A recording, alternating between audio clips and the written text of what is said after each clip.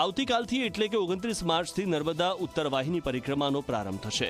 27 April સુધી ચાલનારી અને 21 કિલોમીટર લાંબી પંચકોશી નર્મદા ઉત્તર વાહિની પરિક્રમા માટે લાખોની સંખ્યામાં ભક્તો ઉમટશે। કાલથી પરિક્રમા શરૂ થવાની હોવાથી તંત્રએ તમામ તૈયારીઓ પૂર્ણ કરી દીધી છે।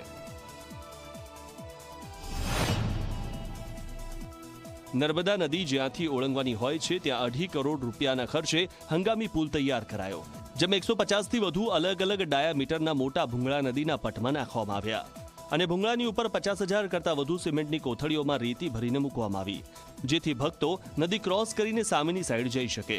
આ સાથે તંત્રએ 70 નાવડીઓની પણ વ્યવસ્થા કરી છે।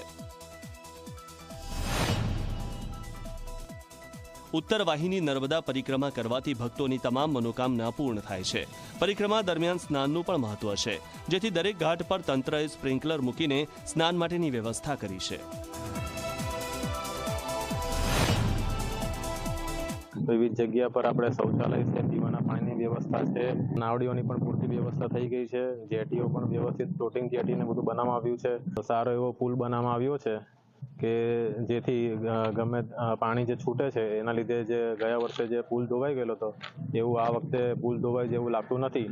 सेहराव घाट और तिलकवाड़ा घाट के बीच में एक बहुत अच्छा ब्रिज सरकार की तरफ से बनाया गया है, प्रशासन की तरफ से, और इस ब्रिज की वजह से परिक्रमा बहुत ही आसानी से इस बार सभी लोग पूरा कर पाएंगे। इन रास्तों के ऊपर जहाँ पे परिक्रमार्थी चलेंगे उन रास्तों के ऊपर व्हीकल्स को अलाउ नहीं किया जाएगा।